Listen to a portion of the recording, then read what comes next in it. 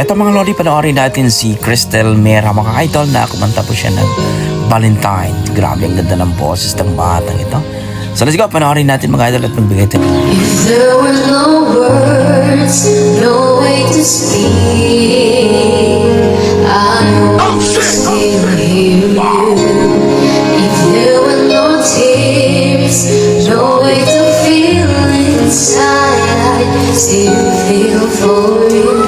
And even if the sun refused to shine, even if romance ran out,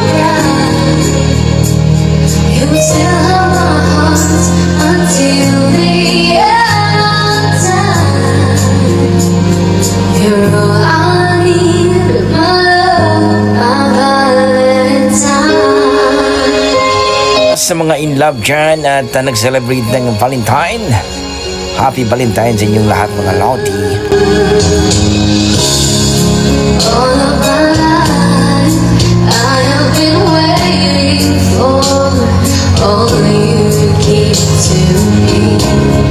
Grabe mga idol, ang sarap pakinggan ng boses ng batang ito. To love unselfishly, I dreamt of this 1,000 times before. In my dreams I couldn't love you more. I will give you my heart until the end of time. You're all I need, my love, my Valentine.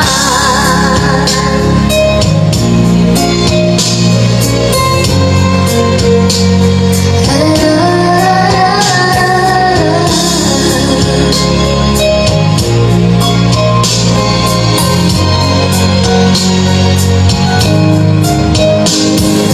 even if the sun refused to shine, even if romance ran out of rhyme, you would still have my heart until the end of time. 'Cause all I need is you, my Valentine. You're all I need, my love, my Valentine.